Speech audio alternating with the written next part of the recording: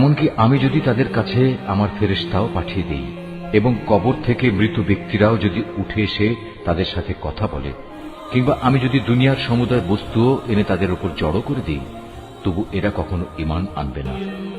অবশ্য এদের কারো ব্যাপারে যদি আল্লাহ তাআলা ভিন্ন কিছু চান তা আলাদা কথা। আসলে এদের অধিকাংশ ব্যক্তি মূর্খের আচরণ করে। আমি এভাবেই প্রত্যেক নবীর জন্য যুগে যুগে কিছু কিছু দুশমন বানিয়ে রেখেছি মানুষের মধ্যে থেকে, কিছু আবার জিনদের মাঝ থেকে, যারা প্রতারণা করার উদ্দেশ্যে একে অন্যকে চমকপ্রদ কথা বলে। তোমার মালিক চাইলে তারা অবশ্য এটা করতে পারত না, অতএব তুমি তাদের ছেড়ে দাও। তারা যা পারে মিথ্যা রচনা করে বেড়াক। যারা শেষ বিচারের দিনের উপর ঈমান রাখে না, তাদের মন এর ফলে শয়তানের প্রতি অনুরাগী হয়ে পড়ে, যাতে করে তারা তার ব্যাপারে সন্তুষ্ট থাকতে পারে। সর্বোপরি তারা যেসব কুকর্ম চালিয়ে যেতে চায় তাও এর ফলে নির্বিঘ্নে তারা চালিয়ে যেতে পারে। তুমি বলো, আমি কি আল্লাহ তাআলা ছাড়া অন্য কোন ফয়সালাকারী সন্ধান করব? অথচ তিনিই হচ্ছেন সেই মহান সত্তা, যিনি তোমাদের কাছে তার কেতাব সবিস্তার নাজিল করেছেন। আগে যাদের আমি আমার কেতাব দান করেছিলাম তারা জানে তোমার মালিকের পক্ষ থেকে সত্যবাণী নিয়েই এটা আল কোরআন নাজিল করা হয়েছে। অতএব তুমি কখনো সন্দিহানদের অন্তর্ভুক্ত হও না। ন্যায় ও ইনসাফের আলোকে তোমার মালিকের কথাগুলো পরিপূর্ণ এবং তার এ কথা পরিবর্তন করার কেউ নেই। তিনি সর্বশ্রোতা, সর্বজ্ঞ। হে মুহাম্মদ, দুনিয়ার অধিকাংশ মানুষের কথা যদি তুমি মেনে চলো, তাহলে তারা তোমাকে আল্লাহ তাআলার পথ থেকে বিচ্যুত করে ছাড়বে, কেননা এরা নিছক অনুমানের উপর ভিত্তি করেই চলে। অধিকাংশ ব্যাপারে এরা মিথ্যা কথা ছড়ায়। তোমার মালিক নিঃসন্দেহে একথা ভালো করেই জানেন কে তার পথ ছেড়ে বিপদগামী হচ্ছে, আবার কে সঠিক পথের অনুসারী, তাও তিনি সম্মুখ অবগত রয়েছেন। যদি আল্লাহ তাআলার আয়াতের উপর তোমরা বিশ্বাস করো, তাহলে তোমরা শুধু সেসব জন্তুর গোশত খাবে যার উপর জবাই করার সময় আল্লাহ তাআলার নাম নেওয়া হয়েছে। তোমাদের একই হয়েছে, তোমরা সেসব জন্তুর গোশত কেন খাবে না যার উপর জবাইয়ের সময় আল্লাহ তাআলার নাম নেওয়া হয়েছে? বিশেষ করে যখন আল্লাহ তাআলা পরিষ্কার করে বলে দিয়েছেন যে তিনি তোমাদের উপর কোন কোন বস্তু হারাম করেছেন। সে কথা আলাদা যখন তোমাদের একান্ত নিরুপায় অবস্থায় ফেলে দেয়া হয়। অধিকাংশ মানুষ সুষ্ঠু জ্ঞান ছাড়াই নিজেদের খেয়াল খুশি মতো মানুষকে বিপথে চালিত করে। নিঃসন্দেহে তোমার মালিক সীমা লঙ্ঘনকারীদের ভালো করেই জানেন। তোমরা প্রকাশ্য গুনাহ থেকে বেঁচে থাকো, গোপন গুনাহ থেকেও বেঁচে থাকো। নিঃসন্দেহে যারা কোনো গুনাহের কাজ করবে তাদের কৃতকর্মের যথাযথ ফল তাদের প্রদান করা হবে। জবাইয়ের সময় যার উপর আল্লাহ তাআলার নাম নেওয়া হয়নি সে জন্তুর গোশত তোমরা কখনো খাবে না, কেননা তা হচ্ছে জঘন্য গুনাহের কাজ। শয়তানের কাজই হচ্ছে তার সঙ্গী সাথীদের মনে প্ররোচনা দেয়া, যেন তারা তোমাদের সাথে এ নিয়ে ঝগড়া বিবাদে লিপ্ত হয়। যদি তোমরা তাদের কথা মেনে চলো, তাহলে অবশ্যই তোমরা মুশরিক হয়ে পড়বে। যে ব্যক্তি একসময় ছিল মৃত, অতঃপর আমি তাকে জীবিত করলাম, তদুপরি তার জন্য এমন এক আলোকবর্তিকাও আমি বানিয়ে দিলাম যার আলো দিয়ে মানুষের সমাজে সে চলার দিশা পাচ্ছে। সে কি কখনো সে ব্যক্তির মতো হতে পারে যে এমন অন্ধকারে পড়ে আছে যেখান থেকে সে কোনো ক্রমে বেরিয়ে আসতে পারছে না? এভাবেই কাফেরদের কাছে তাদের কর্মকাণ্ড শোভনীয় ও সুখকর বানিয়ে রাখা হয়েছে। এভাবে আমি প্রত্যেক জনপদে তার কিছু কিছু বড় অপরাধী নিযুক্ত করে রেখেছি, যেন তারা সেখানে অন্যদের ধোঁকা দিতে পারে। আসলে এসব কিছুর মাধ্যমে তারা তাদের নিজেদেরই প্রতারিত করছে, অথচ তারা নিজেরা একথাটা মোটেই উপলব্ধি করতে পারছে না। তাদের কাছে যখনই আল্লাহর পক্ষ থেকে কোনো আয়াত আসে, তখন তারা বলে ওঠে, আমরা এর উপর কখনো ঈমান আনব না যতক্ষণ না আমাদেরও তাই দেয়া হয় যা আল্লাহ রাসূলদের দেয়া হয়েছে। আল্লাহ তাআলা ভালো করেই জানেন তার নবুয়ত তিনি কোথায় রাখবেন। যারা এ অপরাধ করেছে তারা অচিরেই আল্লাহর পক্ষ থেকে অপমান ও কঠিন আযাবের সম্মুখীন হবে। আল্লাহ তাআলা কাউকে সৎ পথে পরিচালিত করতে চাইলে তিনি তার হৃদয় ইসলামের জন্য খুলে দেন, আবার যাকে তিনি বিপদগামী করতে চান তার হৃদয় অতিশয় সংকীর্ণ করে দেন। তার ইসলামের অনুসরণ হয় এমন যেন কোনো একজন ব্যক্তি আকাশে চড়তে চাইছে, আর যারা আল্লাহর উপর বিশ্বাস করে না, আল্লাহ তাআলা এভাবেই তাদের উপর অপমানজনক এক লাঞ্ছনা ও নাপাকি ছেয়ে দেন। মূলত এটিই হচ্ছে তোমার মালিকের দেখানো সহজ সরল পথ। আমি অবশ্যই আমার আয়াতসমূহ উপদেশ গ্রহণে আগ্রহী সম্প্রদায়ের জন্য বিশদভাবে বর্ণনা করেছি। তাদের মালিকের কাছে রয়েছে তাদের জন্য শান্তির এক সুন্দর নিবাস। আল্লাহ তাআলাই তাদের অভিভাবক। দুনিয়ায় তারা যা করত এটা হচ্ছে তারই বিনিময়। স্মরণ করো, যেদিন আল্লাহ তাআলা সবাইকে একত্রিত করবেন, তখন তিনি শয়তানরূপী জিনদের বলবেন, হে জিন সম্প্রদায়, তোমরা তো বিভিন্ন সময় অনেক মানুষকে গোমরা করেছ। এ সময় মানুষের ভেতর থেকে যারা তাদের বন্ধু, তারা বলবে, হে আমাদের মালিক, আমরা এক একজনকে ব্যবহার করে দুনিয়ার জীবনে প্রচুর লাভ কামিয়েছি, আর এভাবেই আমরা চূড়ান্ত সময়ে এসে হাজির হয়েছি যা তুমি আমাদের জন্য নির্দিষ্ট করে রেখেছিলে। আল্লাহ তাআলা বলবেন, হ্যাঁ, আজ তোমাদের সে গোমরাহির জন্য তোমাদের ঠিকানা হচ্ছে জাহান্নামের আগুন, সেখানে তোমরা চিরকাল থাকবে। অবশ্য যাদের আল্লাহ তাআলা আযাব থেকে বাঁচিয়ে দিতে চাইবেন তাদের কথা আলাদা। তোমার মালিক অবশ্যই প্রজ্ঞাময় ও সম্যক অবহিত। আমি এভাবে একদল জালেমকে তাদেরই অন্যায় কার্যকলাপের দরুন আর একদল জালেমের উপর ক্ষমতাবান করে দেই। আল্লাহ তাআলা সেদিন আরো বলবেন, হে জিন ও মানুষ সম্প্রদায়, বলো, তোমাদের কাছে কি তোমাদেরই মধ্যে থেকে আমার এমন সব রসুল আসেনি যারা আমার আয়াতগুলো তোমাদের কাছে বর্ণনা করত? উপরন্তু যারা তোমাদের ভয় দেখাতো যে তোমাদের আজকের এ দিনের সম্মুখীন হতে হবে? সেদিন ওরা বলবে, হ্যাঁ, এসেছিল, তবে আজ আমরা আমাদের নিজেদের বিরুদ্ধেই সাক্ষ্য দিচ্ছি। মূলত দুনিয়ার জীবন এদের প্রতারিত করে রেখেছিল। তারা নিজেদের বিরুদ্ধেই একথা সাক্ষ্য দেবে যে তারা আসলেই কাফের ছিল। এটা এজন্যে যে তোমার মালিক অন্যায়ভাবে এমন কোন জনপদের মানুষকে ধ্বংস করেন না যার অধিবাসীরা সত্য দিন সম্পর্কে সম্পূর্ণ গাফেল থাকে। তাদের নিজস্ব কর্ম অনুযায়ী প্রতিটি ব্যক্তির জন্যই তার মর্যাদা রয়েছে। তোমার মালিক তাদের কাজকর্ম সম্পর্কে মোটেই উদাসীন নন। তোমার মালিক নিজে কারো মুখাপেক্ষী নন। দয়া ও অনুগ্রহের মালিক তিনি যদি চান তাহলে তোমাদের এই জনপদ থেকে সরিয়ে নিতে পারেন এবং তোমাদের পরে অন্য যাদের তিনি চান এখানে এনে বসিয়েও দিতে পারেন।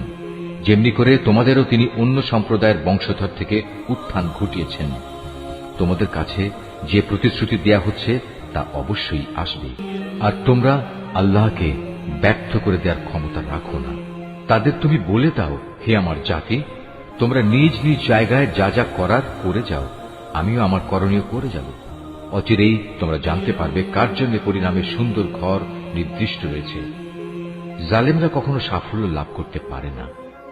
স্বয়ং আল্লাহ তাআলা যে শস্য উৎপাদন করেছেন এবং গবাদি পশু সৃষ্টি করেছেন, এই মূর্খ ব্যক্তিরা তারই এক অংশ আল্লাহর জন্য নির্দিষ্ট করে রাখে এবং নিজেদের খেয়াল খুশি মতো একথা বলে, এ অংশ হচ্ছে আল্লাহর জন্য আর এ অংশ হচ্ছে আমাদের দেবতার জন্য। অতঃপর যা তাদের দেবতাদের জন্য রাখা হয় তা কখনো আল্লাহর কাছ পর্যন্ত পৌঁছয় না। যদিও আল্লাহর নামে যে ভাগ রাখা হয় তা শেষতক তাদের দেবতাদের কাছে গিয়েই পৌঁছয়। কত নিকৃষ্ট তাদের এই বিচার! এভাবে বহু মুশরিকের ক্ষেত্রেই তাদের দেব দেবীরা তাদের আপন সন্তানদের হত্যা করার জঘন্য কাজও একান্ত শোভনীয় করে রেখেছে। এর উদ্দেশ্য হচ্ছে তাদের ধ্বংস সাধন করা এবং তাদের গোটা জীবন বিধানকেই তাদের কাছে সন্দেহের বিষয়ে পরিণত করে দেয়া। অবশ্য আল্লাহ তাআলা চাইলে তারা কখনো এ কাজ করত না। অতএব তুমি তাদের ছেড়ে দাও, মিথ্যা রচনা নিয়ে তাদের তুমি কিছুদিন ব্যস্ত থাকতে দাও। তারা বলে, এসব গবাদি পশু এবং এ খাদ্যশস্য নিষিদ্ধ তালিকাভুক্ত, আমরা যাকে চাইব সে ছাড়া অন্য কেউ তা খেতে পারবে না। এটা তাদের মন গড়া একটা ধারণা মাত্র। আবার তারা মনে করে কিছু গবাদি পশু আছে যার উপর আরোহণ করা নিষিদ্ধ, আবার কিছু গবাদি পশু আছে যার উপর জবাই করার সময় তারা আল্লাহর নাম স্মরণ করে না। আল্লাহর উপর মিথ্যা রচনা করার উদ্দেশ্যেই তাদের এসব অপচেষ্টা। অচিরেই আল্লাহ তাআলা তাদের এই মিথ্যাচারের জন্য তাদের যথাযথ প্রতিফল দান করবেন।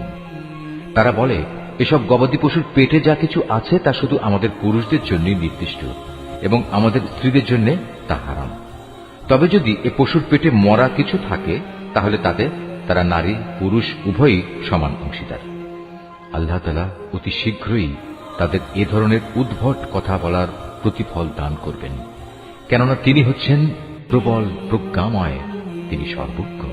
অবশ্য যারা নেহায়েত নির্বুদ্ধিতা ও অজ্ঞতার বশবর্তী হয়ে নিজেদের সন্তানদের হত্যা করল এবং আল্লাহ তাআলা তাদের যে রিজিক দান করেছেন তা নিজেদের উপর হারাম করে নিল, আল্লাহ তাআলা সম্পর্কে নানা ধরনের মিথ্যা কথা রচনা করল, এসব কাজের মাধ্যমে নিঃসন্দেহে এরা সবাই দারুণভাবে ক্ষতিগ্রস্ত হয়ে গেল।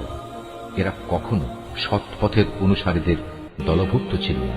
মহান আল্লাহ তাআলা, যিনি নানা প্রকারের উদ্যান বানিয়েছেন, কিছু লতাগুল্ম যা কোনো কাণ্ড ছাড়াই মাচানের উপর তুলে রাখা হয়েছে, আবার কিছু গাছ যা মাচানের উপর তুলে রাখা হয়নি, সেও কাণ্ডের উপর তা এমনিই দাঁড়িয়ে আছে। তিনি আরো সৃষ্টি করেছেন খেজুর গাছ এবং বিভিন্ন স্বাদ ও প্রকার বিশিষ্ট খাদ্যশস্য ও আনার। এগুলো স্বাদে গন্ধে একরকমও হতে পারে, আবার তা ভিন্ন ধরনেরও হতে পারে। যখন তা ফলবান হয় তখন তোমরা তার ফল খাও। তোমরা ফসল তোলার দিনে যে বঞ্চিত তার হক আদায় করো, কখনো অপচয় করো না, কেননা আল্লাহ তাআলা অপচয়কারীদের পছন্দ করেন না। গবাদি পশুর মধ্যে কিছু পশু হচ্ছে ভারবাহী ও কিছু হচ্ছে খাবার উপযোগী। আল্লাহ তাআলা যা তোমাদের দান করেছেন তা তোমরা খাও, এবং এ পর্যায়ে কখনো শয়তানের পদাঙ্ক অনুসরণ করো না, কেননা সে হচ্ছে তোমাদের প্রকাশ্য দুশমন। আল্লাহ তাআলা তোমাদের দিয়েছেন এই 8 প্রকারের গৃহপালিত জন্তু। প্রথমত 2 মেষ, দ্বিতীয়ত 2 ছাগল। হে মুহাম্মদ, তুমি তাদের জিজ্ঞেস করো, এর নর 2 কিংবা মাদি 2 কিংবা তাদের পেটে যা কিছু আছে তার কোনটি কি আল্লাহ তাআলা তোমাদের জন্য হারাম করেছেন? তোমরা আমাকে প্রমাণ সহ বলো, যদি তোমরা সত্যবাদী হও। তৃতীয়ত 2 উট, চতুর্থত 2 গরু। এর নর 2 কিংবা মাদি 2 কি আল্লাহ তাআলা হারাম করেছেন, অথবা এদের উভয়ের পেটে যা কিছু আছে তাকে তিনি তোমাদের জন্য হারাম করেছেন? আল্লাহ তাআলা যখন এ আদেশ দিয়েছিলেন তখন তোমরা কি সেখানে উপস্থিত ছিলে?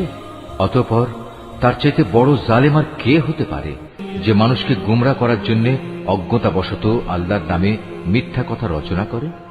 নিশ্চয়ই আল্লাহ তাআলা সীমা লঙ্ঘনকারী সম্প্রদায়কে সঠিক পথে পরিচালিত করেন না। হে মুহাম্মদ, তুমি এদের বলো, আমার কাছে যে ওহী পাঠানো হয়েছে তাতে একজন ভোজনকারী মানুষ সাধারণত যা খেতে পারে তার মধ্যে এমন কোন জিনিস তো আমি পাচ্ছি না যা হারাম করা হয়েছে। হ্যাঁ, তা যদি মরা জন্তু, প্রবাহিত রক্ত এবং শুয়োরের গোশত হয় তাহলে তা অবশ্যই হারাম, কেননা এসব হচ্ছে নাপাক। অথবা এমন এক অবৈধ জন্তু যা আল্লাহ ছাড়া অন্য কারো নামে জবাই করা হয়েছে। তবে যদি কাউকে নাফরমানি এবং সীমা লঙ্ঘনজনিত অবস্থা বেঁধে রেখে এর কোন একটি জিনিস খেতে বাধ্য করা হয়, তাহলে তার ক্ষেত্রে তোমার মালিক অবশ্যই ক্ষমাশীল ও পরম দয়ালু। আর আমি ইহুদিদের জন্য নখযুক্ত সব পশুই হারাম করে দিয়েছি। গরু এবং ছাগলের চর্বিও আমি তাদের জন্য হারাম করেছি। তবে জন্তুর চর্বির যা কিছু পিঠ, আঁত কিংবা হাড়ের সাথে জড়ানো থাকে তা হারাম নয়। এভাবেই এগুলো হারাম করে আমি তাদের অবাধ্যতার শাস্তি দিয়েছিলাম। নিঃসন্দেহে আমি সত্যবাদী। এরপরেও যদি তারা তোমাকে মিথ্যাবাদী বলে তাহলে তুমি বলো, অবশ্যই তোমাদের মালিক এক বিশাল দয়ার আধার। তবে অপরাধীদের উপর থেকে তাঁর শাস্তি কেউই ফেরাতে পারবে না। অচিরেই এ মুশরিক লোকগুলো বলতে শুরু করবে, যদি আল্লাহ তাআলা চাইতেন তাহলে আমরা ও আমাদের পূর্বপুরুষরা তো শিরক করতাম না, আর এভাবে আমরা কোনো জিনিসও নিজেদের উপর হারাম করে নিতাম না। তুমি তাদের বলো, এর আগেও অনেকে এভাবে আল্লাহর আয়াতকে অস্বীকার করেছে, অবশেষে তারা আমার শাস্তির স্বাদ ভোগ করেছে। তুমি তাদের জিজ্ঞেস করো, তোমাদের কাছে কি সত্যি এমন কোন জ্ঞান মজুদ আছে? থাকলে অতঃপর তা বের করে আমার কাছে নিয়ে এসো। তোমরা তো কল্পনার উপর নির্ভর করে কথা বলো এবং হামেশাই মিথ্যার অনুসরণ করো। তুমি আরো বলো, সবকিছুর চূড়ান্ত প্রমাণ তো আল্লাহ তাআলার কাছেই রয়েছে। তিনি যদি চাইতেন তাহলে তিনি তোমাদের সবাইকেই সৎ পথে পরিচালিত করে দিতেন। হে মুহাম্মদ, তুমি বলো, যাও তোমাদের সেসব সাক্ষী নিয়ে এসো যারা একথা সাক্ষ্য দেবে যে আল্লাহ তাআলাই এসব জিনিস তোমাদের উপর হারাম করেছেন।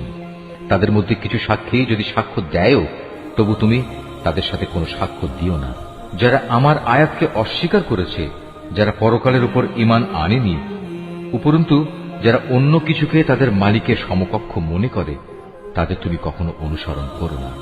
হে মুহাম্মদ, তুমি বলো, এসো আমি বরং তোমাদের বলে দেই তোমাদের মালিক কোন কোন জিনিস তোমাদের জন্য হারাম করেছেন।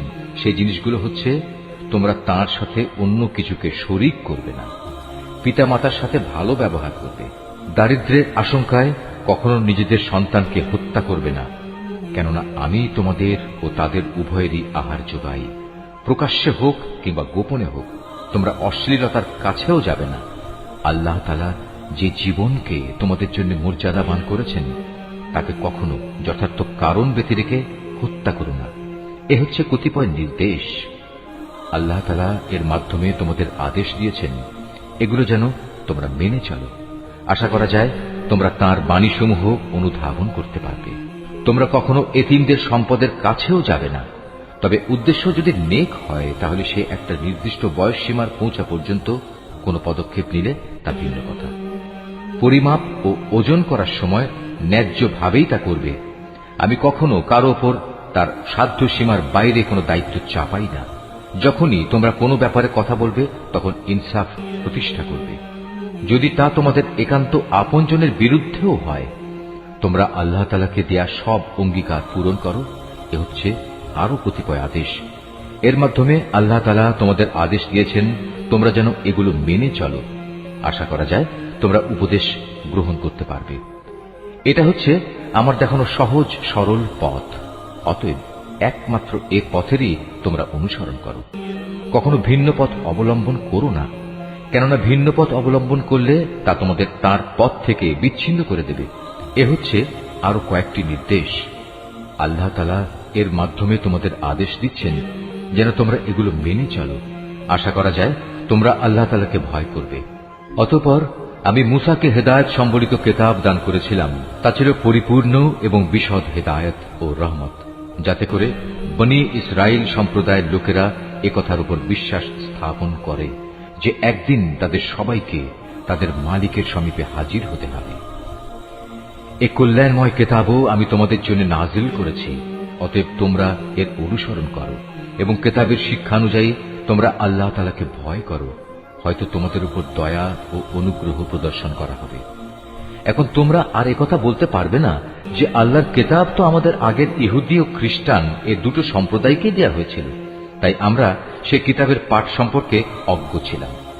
অথবা একথা বলারও কোনো অজুহাত পাবে না যে যদি ইহুদি খ্রিস্টানদের মতো আমাদেরও কোনো কিতাব দেয়া হতো তাহলে আমরা তো তাদের চাইতে বেশি সৎ পথের অনুসারী হতে পারতাম। আজ তোমাদের কাছে সত্যি তোমাদের মালিকের পক্ষ থেকে সুস্পষ্ট প্রমাণ, হেদায়েত ও রহমত সর্বস্ব কিতাব এসেছে। তোমরা এর অনুসরণ করো। তার চাইতে বড় জালেম আর কে যে আল্লাহর আয়াতসমূহকে অস্বীকার করবে এবং তা থেকে মুখ ফিরিয়ে নেবে? জেনে রেখো, যারাই এভাবে আমার আয়াত থেকে মুখ ফিরিয়ে নেয় অচিরেই আমি তাদের এ জঘন্য আচরণের জন্য এক নিকৃষ্ট ধরনের শাস্তি দেব। তারা কি সেদিনের প্রতীক্ষা করছে যে তাদের কাছে আসমান থেকে আল্লাহ তাআলার ফেরেশতা নাজিল হবে, কিংবা স্বয়ং তোমাদের মালিকই তাদের কাছে এসে তাদের হাতে কিতাব দিয়ে যাবেন, অথবা মালিকের পক্ষ থেকে কোনো নিদর্শনের কোনো অংশ এসে তাদের জান্নাত জাহান্নাম দেখিয়ে দিয়ে যাবে?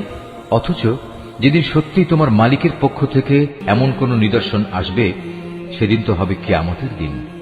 তখন যে ব্যক্তি এর আগে ঈমান আনেনি কিংবা যে ব্যক্তি তার ঈমান দিয়ে ভালো কিছু অর্জন করেনি তার জন্য এ ঈমান আনাটা কোনোই কাজে আসবে না। হে মুহাম্মদ, তুমি তাদের বলো, ঠিক আছে, তোমরাও প্রতীক্ষা করো, আমিও প্রতীক্ষা করছি। যারা নিজেদের দিনকে টুকরো টুকরো করে নিজেরাই নানা দল উপদলে বিভক্ত হয়ে গেছে তাদের কোনো দায়িত্বই তোমার উপর নেই। তাদের ফয়সালার ব্যাপারটা আল্লাহ তাআলার হাতে। যেদিন তারা তার কাছে ফিরে যাবে তখন তিনি তাদের বিস্তারিত বলবেন তারা কে কি করছিল। তোমাদের মাঝে কেউ যদি একটা সৎ কাজ নিয়ে আল্লাহ তাআলার সামনে আসে তাহলে তার জন্য 10 গুণ বিনিময়ের ব্যবস্থা থাকবে। অপরদিকে যদি কেউ একটা গুনাহের কাজ নিয়ে আল্লাহ তাআলার কাছে আসে তাকে তার একটাই প্রতিফল দেয়া হবে। সেদিন তাদের কারো উপর জুলুম করা হবে না। হে মুহাম্মদ, তুমি তাদের বলো, অবশ্যই আমার মালিক আমাকে সঠিক পথ দেখিয়েছেন, সুপ্রতিষ্ঠিত জীবন বিধান। এটাই হচ্ছে ইব্রাহিমের একনিষ্ঠ পথ। সে কখনো মুশরিকদের দলভুক্ত ছিল না। তুমি একান্ত বিনয়ের সাথে বলো, অবশ্যই আমার নামাজ, আমার ইবাদত, আমার জীবন, আমার মৃত্যু সব কিছুই সৃষ্টিকুলের মালিক আল্লাহ তাআলার জন্য। তার শরীক সমকক্ষ কেউ নেই। আর একথা বলার জন্যই আমাকে আদেশ দেয়া হয়েছে। আত্মসমর্পণকারী মুসলমানদের মধ্যে আমি হচ্ছি সর্বপ্রথম। তুমি আরো বলো, এরপরেও আমি কি আল্লাহ তাআলা ছাড়া অন্য কোনো মালিক সন্ধান করে বেড়াবো? অথচ আমি জানি তিনি সবকিছুর নিরঙ্কুশ মালিক। তার বিধান হচ্ছে প্রতিটি ব্যক্তি তার কৃতকর্মের জন্য এককভাবে নিজেই দায়ী হবে এবং কিয়ামতের দিন কোনো বোঝা বহনকারী ব্যক্তি অন্য কোনো লোকের পাপের বোঝা বহন করবে না। অতঃপর একদিন তোমাদের সবাইকে তোমাদের আসল মালিকের কাছে ফিরে যেতে হবে। সেদিন আল্লাহ তাআলা তোমাদের সেসব কিছুই জানিয়ে দেবেন। দুনিয়ার জীবনে যা নিয়ে তোমরা মতবিরোধ করতে, তিনি সে মহান সত্তা, তিনি তোমাদের এ জমিনে তার প্রতিনিধি বানিয়েছেন এবং এ কারণে তিনি তোমাদের একজনকে অন্যজনের উপর কিছু বেশি মর্যাদা দান করেছেন। এর উদ্দেশ্য হচ্ছে আল্লাহ তাআলা তোমাদের সবাইকে যা কিছু দিয়েছেন তা দিয়েই তিনি তোমাদের কাছ থেকে কৃতজ্ঞতার পরীক্ষা নিতে চান। জেনে রেখো, তোমার মালিক শাস্তি দানের ব্যাপারে অত্যন্ত কঠোর ও তৎপর। আবার তিনি বড়ই ক্ষমাশীল ও পরম দয়াময়। أتى ضيف يبشر بالجنان وفي أحشائه درر المعاني। সূরা আল আরাফ। রহমান রহিম আল্লাহ তাআলার নামে। আলিফ লাম মিম সাদ। হে নবী, এ মহাগ্রন্থ তোমার উপর নাজিল করা হয়েছে যেন তুমি এর দ্বারা কাফেরদের ভয় দেখাতে পারো। ঈমানদারদের জন্য এটি হচ্ছে একটি স্মরণিকা। অতএব এ ব্যাপারে তোমার মনে যেন কোনো প্রকারের সংকীর্ণতা না থাকে। হে মানুষ, এ কিতাবে তোমাদের মালিকের কাছ থেকে তোমাদের কাছে যা কিছু পাঠানো হয়েছে তোমরা তার যথাযথ অনুসরণ করো এবং তা বাদ দিয়ে তোমরা অন্য কোনো কর্তৃপক্ষের অনুসরণ করো না। তোমরা খুব কমই উপদেশ মেনে চলো। এমন কত জনপদ আমি ধ্বংস করে দিয়েছি, তাদের উপর আমার আযাব আসত যখন তারা রাতের বেলায় ঘুমিয়ে থাকত, কিংবা আযাব আসত মধ্যদিনে যখন তারা আহারের পর বিশ্রাম করত। আর এভাবে যখন তাদের উপর আমার আযাব নাজিল হতো তখন তাদের মুখে শুধু একটি কথাই থাকত যে অবশ্যই আমরা ছিলাম জালেম। যাদের কাছে নবী পাঠানো হয়েছিল অবশ্যই আমি তাদের জিজ্ঞেস করব। একইভাবে রসুলদেরও আমি প্রশ্ন করব মানুষরা তাদের সাথে কি আচরণ করেছে। অতঃপর আমি আমার নিজস্ব জ্ঞান দ্বারা তাদের প্রত্যেকের কাছে প্রত্যেকের কার্যগুলি খুলে খুলে বর্ণনা করব, কারণ আমি তো সেখানে অনুপস্থিত ছিলাম না। সেদিন পাপ পুণ্যের পরিমাপ ঠিকভাবেই করা হবে। সেদিন যাদের নেকি ওজনের পাল্লায় ভারী হবে তারাই সফল হবে, আর যাদের পাল্লা সেদিন হালকা হবে তারা হচ্ছে এমন সব লোক যারা নিজেরাই নিজেদের ক্ষতি সাধন করেছে, কারণ এরা দুনিয়ার জীবনে আমার আয়াতসমূহ নিয়ে বাড়াবাড়ি করত। আমি তোমাদের এই জমিনের ওপর প্রতিষ্ঠিত করেছি, এজন্য আমি তাতে তোমাদের জন্য সব ধরনের জীবিকার ব্যবস্থাও করে দিয়েছি, কিন্তু তোমরা আমার নিয়ামতের খুব কমই শুকর আদায় করে থাকো। আমি তোমাদের বানিয়েছি, অতঃপর আমি তোমাদের বিভিন্ন আকার অবয়ব দান করেছি। অতএব আমি ফেরেশতাদের বলেছি সম্মানের নিদর্শন হিসেবে তোমরা আদমকে সাজদা করো। তখন আমার আদেশে সবাই আদমকে সাজদা করল, একমাত্র ইবলিস ছাড়া। সে কিছুতেই সাজদাকারীদের মধ্যে শামিল হল না। আল্লাহ তাআলা বললেন, হে ইবলিস, আমি যখন নিজেই তোমাকে সাজদা করার আদেশ দিলাম তখন কোন জিনিস তোমাকে সাজদা করা থেকে বিরত রাখলো? ইবলিস বলল, আমি কেন তাকে সাজদা করব? আমি তো তার চেয়ে উত্তম, কারণ তুমি আমাকে বানিয়েছ আগুন থেকে আর তাকে বানিয়েছ মাটি থেকে। আল্লাহ তাআলা বললেন, তুমি এক্ষুনি এখান থেকে নেমে যাও। এখানে বসে অহংকার করবে এটা তোমার পক্ষে কখনো সাজে না। যাও, এখান থেকে বেরিয়ে যাও, কেননা তুমি অপমানিতদেরই একজন। সে বলল, হে আল্লাহ, তুমি আমাকে সেদিন পর্যন্ত শয়তানি করার অবকাশ দাও যেদিন এ আদম সন্তানদের পুনরায় কবর থেকে ওঠানো হবে। আল্লাহ তাআলা বললেন, হ্যাঁ যাও, যাদের অবকাশ দেয়া হয়েছে তুমিও তাদের একজন। সে বলল, যেহেতু তুমি এ আদমের জন্যই আমাকে পথভ্রষ্ট করলে, তাই আমিও এদের গুমরাহ করার জন্য অবশ্যই তোমার প্রদর্শিত প্রতিটি সরল পথের বাঁকে বাঁকে ওত পেতে বসে থাকব। অতঃপর তাদের পথভ্রষ্ট করার জন্য আমি তাদের কাছে অবশ্যই আসব তাদের সামনের দিক থেকে, তাদের পেছন দিক থেকে, তাদের ডান দিক থেকে, তাদের বাঁ দিক থেকে। ফলে তুমি এদের অধিকাংশ লোককেই তোমার নিয়ামতের প্রতি কৃতজ্ঞতা আদায়কারী হিসেবে দেখতে পাবে না। আল্লাহ তাআলা বললেন, বের হয়ে যাও তুমি এখান থেকে অপমানিত ও বিতাড়িত অবস্থায়। আদম সন্তানের যারাই তোমার অনুসরণ করবে তাদের এবং তোমাদের সবাইকে দিয়ে নিশ্চয়ই আমি জাহান্নাম পূর্ণ করে দেব।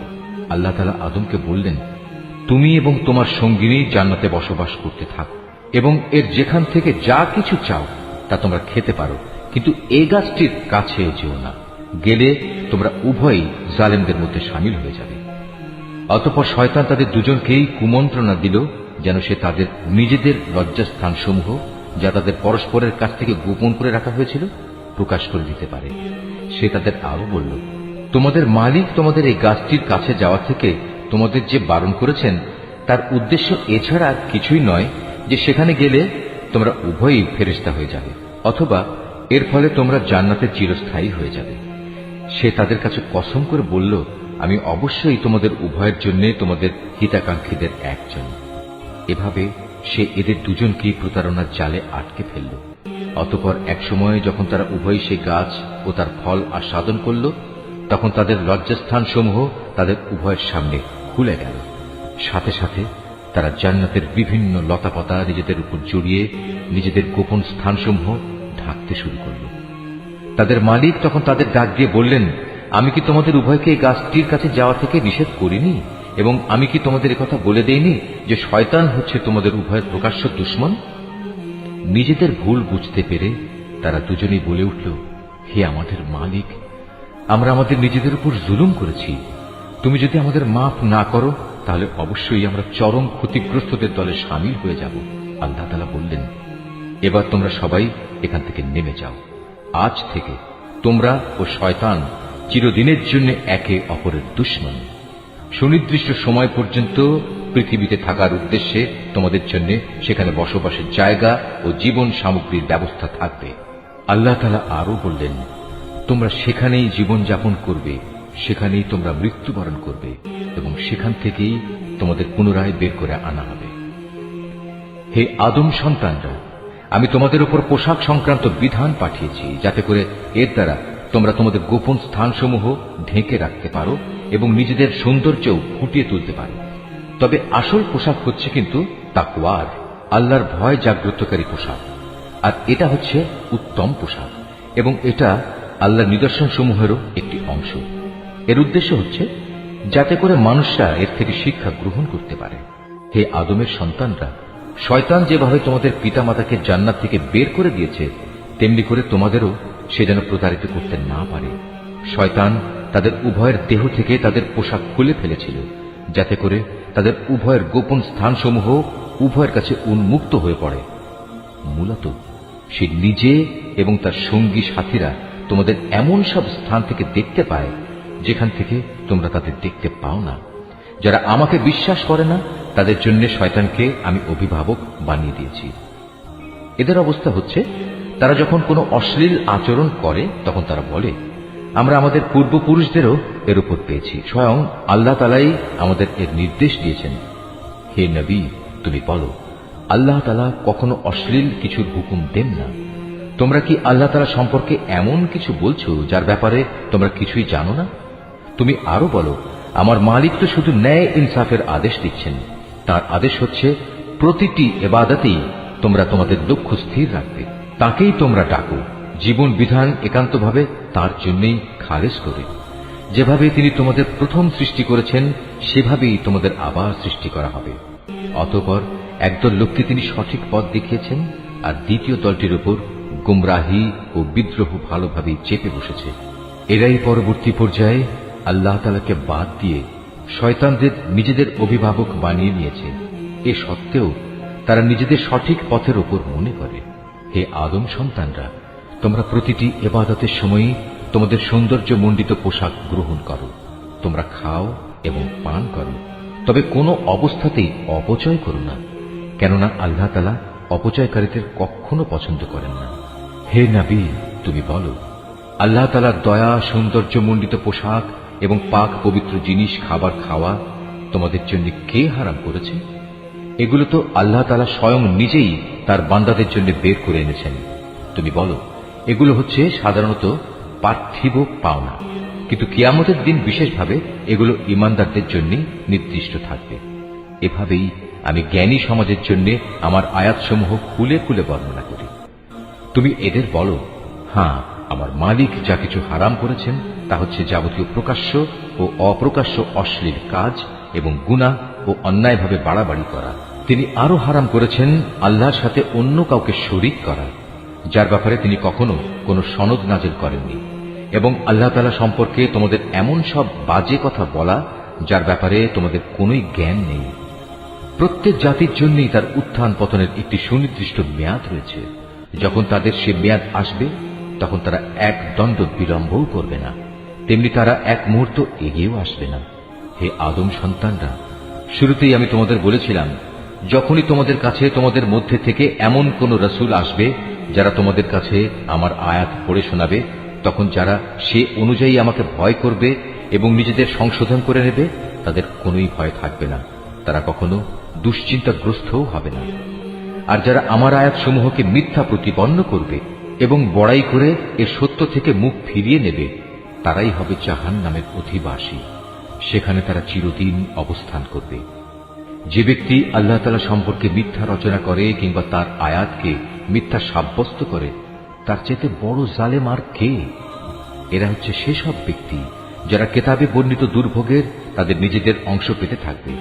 এমনি ভাবে তাদের মৃত্যুর সময় তাদের কাছে আমার ফেরেশতারা যখন এসে হাজির হবে, তখন ফেরেশতারা বলবে, বলো তারা এখন কোথায় যাদের তোমরা আল্লাহ তাআলার বদলে ডাকতে?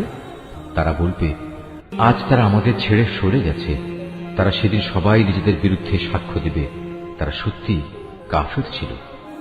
আল্লাহ তাআলা বলবেন, তোমাদের আগে যেসব মানুষের দল, জিনের দল গত হয়ে গেছে, তাদের সাথে তোমরাও আজ সবাই জাহান্নামের আগুনে ঢুকে পড়ো। এমনি করে যখন এক একটি জনগোষ্ঠী জাহান্নামে দাখিল হতে থাকবে, তখন তারা তাদের আদর্শগত ভাই বোনদের উপর লানত দিতে থাকবে। এভাবে লানত দিতে দিতে যখন সবাই সেখানে গিয়ে একত্র হবে, তখন তাদের শেষের দলটি পূর্ববর্তী দলের ব্যাপারে বলবে, হে আমাদের মালিক, এরাই হচ্ছে সেসব লোক যারা আমাদের গোমরা করেছিল, তুমি এদের জাহান্নামের শাস্তি দ্বিগুণ করে দাও। আল্লাহ তাআলা বলবেন, আজ তোমাদের প্রত্যেককেই দ্বিগুণ শাস্তি দেওয়া হবে, কিন্তু তোমরা তো অনুধাবনই করতে না। তাদের প্রথম দলটি তাদের শেষের দলটিকে বলবে, হ্যাঁ, আমরা যদি অপরাধী হয়েই থাকি তবে তোমাদেরও আমাদের উপর কোনো শ্রেষ্ঠত্ব ছিল না। এ সময়ই আল্লাহর ঘোষণা আসবে, এখন তোমরা সবাই নিজ নিজ কর্মফলের বিনিময়ে জাহান্নামের আযাবের স্বাদ গ্রহণ করতে থাকো। অবশ্যই যারা আমার আয়াতসমূহকে অস্বীকার করেছে এবং দম্ভ ভরে তা থেকে মুখ ফিরিয়ে নিয়েছে, তাদের জন্য কখনো রহমত ভরা আসমানের দুয়ার খুলে দেয়া হবে না, যতক্ষণ পর্যন্ত একটি সূচের ছিদ্র পথ দিয়ে একটি উট প্রবেশ করতে না পারবে, ততক্ষণ পর্যন্ত এরা জান্নাতে প্রবেশ করতে পারবে না। আমি এভাবেই অপরাধীদের প্রতিফল দিয়ে থাকি। সেদিন তাদের জন্য নিচের বিছানাও হবে জাহান্নামের, আবার জাহান্নামই হবে তাদের উপরের আচ্ছাদন। এভাবেই জালেমদের আমি প্রতিফল দিয়ে থাকি। অপরদিকে যারা আমার উপর ঈমান এনেছে এবং নেক আমল করেছে, আমি তাদের কারো উপর তাদের সাধ্যের বাইরে দায়িত্বভার অর্পণ করি না। এই নেক লোকেরাই হচ্ছে জান্নাতের অধিবাসী, তারা সেখানে চিরদিন থাকবে। তাদের মনের ভেতর পরস্পরের বিরুদ্ধে যে ঘৃণা বিদ্বেষ লুকিয়েছিল তা আমি সেদিন বের করে ফেলে দেব। তাদের জন্য নির্দিষ্ট জান্নাতের পাদদেশ দিয়ে ঝর্ণাধারা প্রবাহিত হবে। এসব দেখে তারা বলবে, সমস্ত প্রশংসা আল্লাহ তাআলার জন্য, যিনি আমাদের এই পুরস্কারের স্থানটি দেখিয়েছেন। আল্লাহ তাআলা আমাদের হেদায়েতের পথ না দেখালে আমরা নিজেরা কিছুতেই হেদায়েত পেতাম না। আমাদের মালিকের রাসূলরা এক নির্ভুল বিধান নিয়ে এসেছিল। এ সময় তাদের জন্য ঘোষণা দেয়া হবে, আজ তোমাদের এক মহান জান্নাতের মালিক করে দেয়া হলো, আর এটা হচ্ছে সেসব কার্যক্রমের প্রতিফল যা তোমরা দুনিয়ার জীবনে করে এসেছ। আমরা তো আমাদের মালিকের জান্নাত সংক্রান্ত ওয়াদা সত্য পেয়েছি, তোমরা কি তোমাদের মালিকের ওয়াদাসমূহ সঠিক পাওনি? তারা বলবে, হ্যাঁ। অতঃপর একজন ঘোষণাকারী এসে ঘোষণা করবে, জালেমদের উপর আল্লাহ তাআলার লানত হোক। যারা মানুষদের আল্লাহ তাআলার পথ থেকে বিরত রাখতে চাইত এবং শুধু বাঁকা পথ খুঁজে বেড়াত, আর তারা শেষ বিচারের দিনকেও অস্বীকার করত। জান্নাত ও জাহান্নাম উভয়ের মাঝে একটি দেয়াল থাকবে।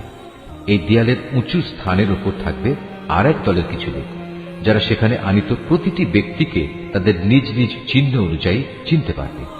তারা জান্নাতের অধিবাসীদের ডেকে বলবে, তোমাদের উপর শান্তি বর্ষিত হোক।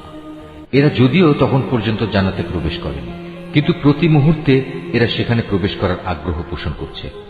অতঃপর যখন তাদের দৃষ্টি জাহান্নামের অধিবাসীদের আযাবের দিকে ফিরিয়ে দেওয়া হবে, তখন তারা বলবে, হে আমাদের মালিক, তুমি আমাদের এ জালিম সম্প্রদায়ের অন্তর্ভুক্ত করো না। অতঃপর পার্থক্য নির্ণয়কারী সে দেয়ালের উঁচু স্থানে অবস্থানকারী ব্যক্তিরা জাহান্নামের কিছু লোককে, যাদের তারা কোনো বিশেষ লক্ষণের ফলে চিনতে পারবে, ডেকে বলবে, তোমাদের দলবল কোনোটাই তো আজ কাজে এলো না, না কাজে এলো তোমাদের অহংকার যা তোমরা করতে। অপরদিকে আজ চেয়ে দেখো মোমেনদের প্রতি, এরা কি সেসব লোক নয় যাদের ব্যাপারে তোমরা কসম করে বলতে আল্লাহ তাআলা এদের তার রহমতের কোনো অংশই দান করবেন না, অথচ আজ এদেরকেই আল্লাহ তাআলা বলেছেন, তোমরা সবাই জান্নাতে প্রবেশ করো, তোমাদের কোনোই ভয় নেই, না তোমরা দুঃখিত হবে।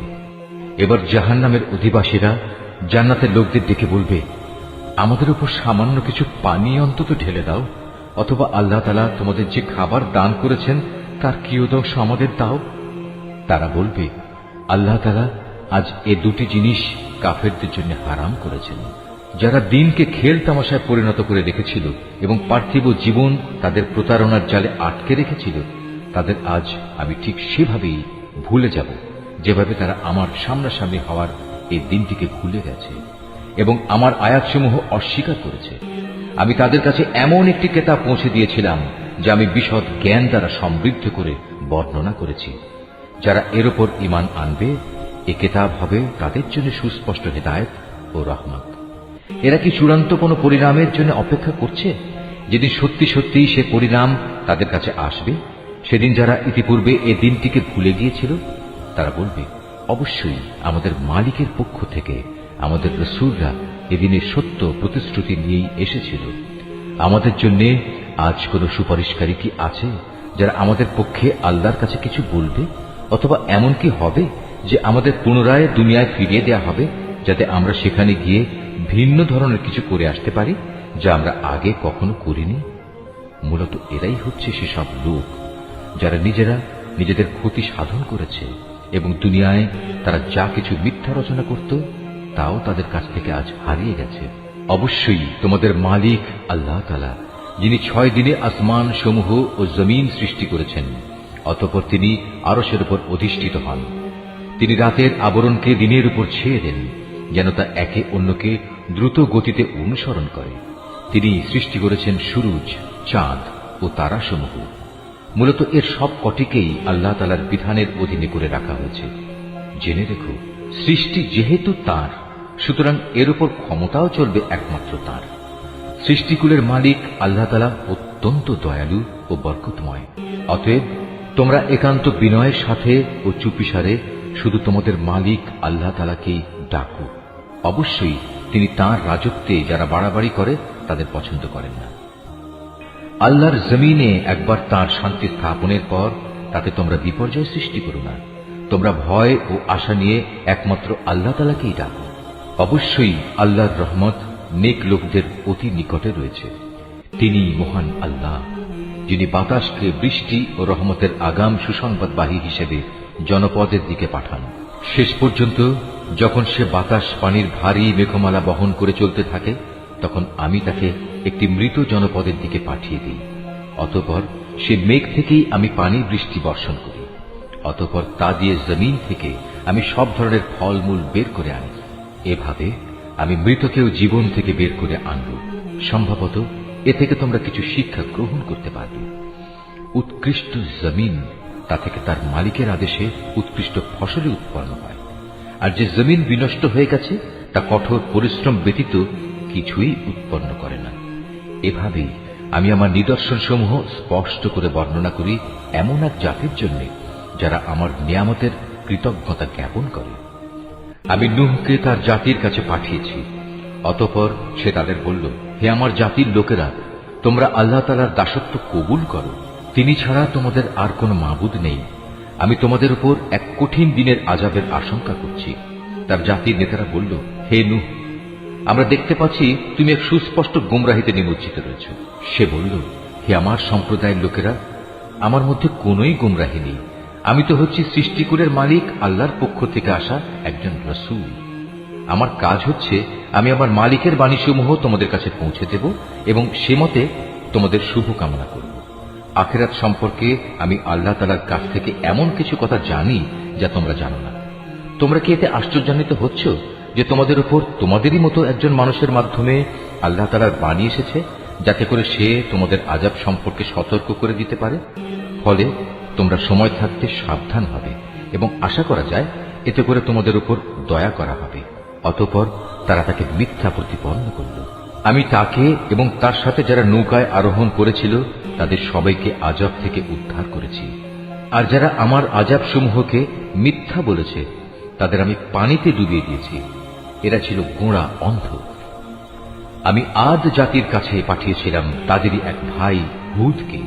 সে তাদের বলল, হে আমার জাতি, তোমরা এক আল্লাহ তাআলার দাসত্ব স্বীকার করো, তিনি ছাড়া তোমাদের দ্বিতীয় কোনো ইলাহ নেই। তোমরা কি তাকে ভয় করবে না? তার জাতির সর্দাররা যারা তাকে অস্বীকার করেছে তারা বলল, আমরা তো দেখছি তুমি নির্বুদ্ধিতায় লিপ্ত আছো এবং আমরা মনে করি তুমি মিথ্যাবাদীদেরই একজন। সে বলল, হে আমার সম্প্রদায়ের লোকেরা, আমার সাথে কোন রকম নির্বুদ্ধিতা জড়িত নেই, বরং আমি হচ্ছি সৃষ্টিকুলের মালিক আল্লাহ তাআলার পক্ষ থেকে আগত একজন রাসূল। আমার দায়িত্ব হচ্ছে আমি আমার মালিকের কাছ থেকে আসা বাণীসমূহ তোমাদের কাছে পৌঁছে দেব। আমি তোমাদের একজন বিশ্বস্ত শুভাকাঙ্ক্ষী। তোমরা কি এটা দেখে বিস্মিত হচ্ছ যে তোমাদের কাছে তোমাদেরই মতো একজন মানুষের মাধ্যমে তোমাদের মালিকের কাছ থেকে তোমাদের আযাবের ভয় দেখানোর জন্য সুস্পষ্ট বাণী এসেছে? স্মরণ করো কিভাবে আল্লাহ তাআলা তোমাদের নূহের পর এই জমিনের খলিফা বানিয়েছেন এবং অন্যান্য সৃষ্টির চাইতে তিনি তোমাদের বেশি ক্ষমতা দান করেছেন। অতএব হে আমার জাতি, তোমরা আল্লাহ তাআলার অনুগ্রহগুলো স্মরণ করো। আশা করা যায় তোমরা সাফল্য অর্জন করতে পারবে। তারা হুদকে বলল, তুমি কি আমাদের কাছে এজন্যই এসেছ যে আমরা কেবল এক আল্লাহর ইবাদত করব এবং আমাদের পূর্বপুরুষরা যাদের বন্দিগি করেছে তাদের একেবারে বাদ দিয়ে দেব? এটাই যদি হয় তাহলে নিয়ে এসো আমাদের কাছে সে আযাব যার ব্যাপারে তুমি আমাদের এত ভয় দেখাচ্ছ, যদি তুমি সত্যবাদী হও। সে বলল, তোমাদের উপর তোমাদের মালিকের পক্ষ থেকে আযাব ও ক্রোধ তো নির্ধারিত হয়েই আছে। তোমরা কি আমার সাথে সেই মিথ্যা মাবুদের নামগুলোর ব্যাপারে বিতর্কে লিপ্ত হতে চাও, যা তোমরা এবং তোমাদের বাপ দাদারা এমনি এমনি রেখে দিয়েছ, যার ব্যাপারে আল্লাহ তাআলা কোন রকম সনদ নাজিল করেননি? অতএব তোমরা অপেক্ষা করো, আমিও তোমাদের সাথে অপেক্ষা করতে থাকব। অতঃপর যখন আযাব এলো তখন আমি তাকে এবং তার সাথে যেসব ঈমানদার ব্যক্তি ছিল তাদের আমার রহমত দ্বারা আযাব থেকে বাঁচিয়ে দিলাম। আর যারা আমার আয়াতসমূহকে অস্বীকার করেছে আমি তাদের নির্মূল করে দিলাম। এরা তো আসলে ঈমানদারই ছিল না। সামুদ জাতির কাছে আমি পাঠিয়েছিলাম তাদেরই এক ভাই সালেহকে। সে এসে বলল, হে আমার জাতি, তোমরা এক আল্লাহ তাআলার বন্দেগী করো, তিনি ছাড়া তোমাদের আর কোনো ইলাহ নেই।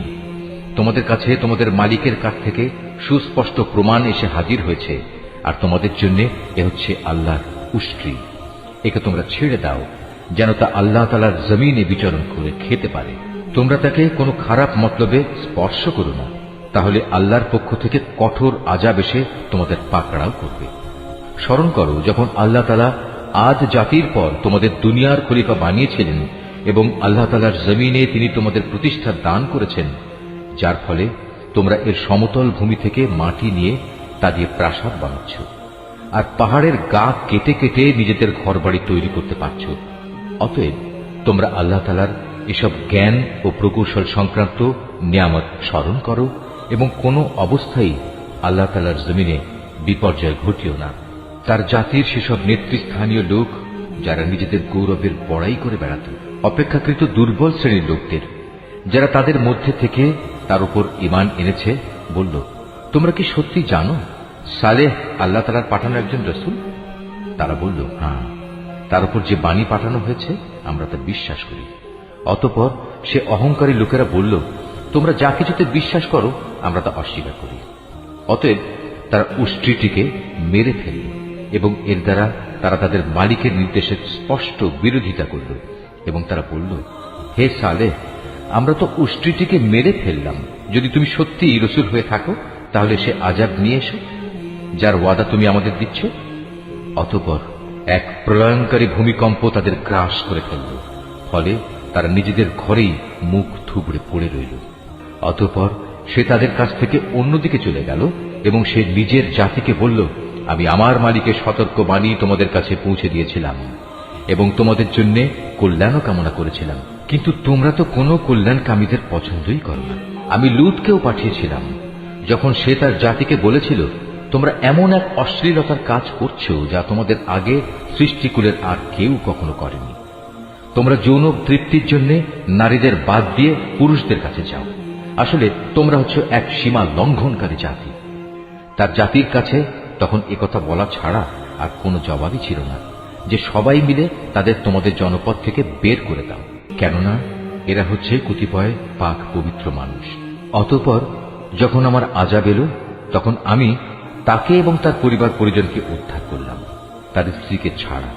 সে আযাবে কবলিত হয়ে পেছনের লোকদের মধ্যে শামিল থেকে গেল। আমি তাদের উপর প্রচন্ড আযাবের বৃষ্টি বর্ষণ করতে থাকলাম। সুতরাং তুমি ভালো করে চেয়ে দেখো অপরাধী ব্যক্তিদের পরিণাম সেদিন কি ভয়াবহ হয়েছিল। আর মদিয়ানবাসীদের কাছে আমি পাঠিয়েছিলাম তাদেরই এক ভাই শোয়েবকে। সে তাদের বলল, হে আমার জাতি, তোমরা এক আল্লাহ তাআলার বন্দেগী করো, তিনি ছাড়া তোমাদের আর কোনো ইলাহ নেই। তোমাদের কাছে তোমাদের মালিকের পক্ষ থেকে সুস্পষ্ট নিদর্শন এসে গেছে, অতএব তোমরা সে মোতাবেক ঠিক ঠিক মতো পরিমাপ ও ওজন করবে।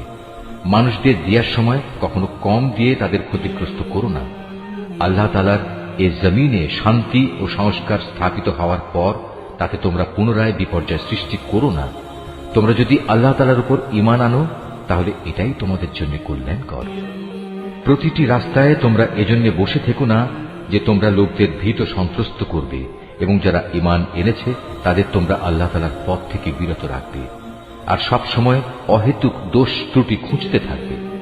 স্মরণ করে দেখো, যখন তোমরা সংখ্যায় ছিলে নিতান্ত কম, অতঃপর আল্লাহ তোমাদের সংখ্যা বাড়িয়ে দিলেন। অতএব তোমরা পুনরায় চেয়ে দেখো বিপর্যয় সৃষ্টিকারীদের পরিণাম কি হয়েছিল। আমাকে যে বাণী দিয়ে পাঠানো হয়েছে তার উপর কোন একটি জনগোষ্ঠী যদি ঈমান আনে আর একটি দল যদি তার উপর আদৌ ঈমান না আনে, তাহলে আল্লাহর কি ক্ষতি হবে? অতঃপর তোমরা ধৈর্য ধারণ করো যতক্ষণ না আল্লাহ তাআলা নিজেই আমাদের মাঝে একটা ফয়সালা করে দেন।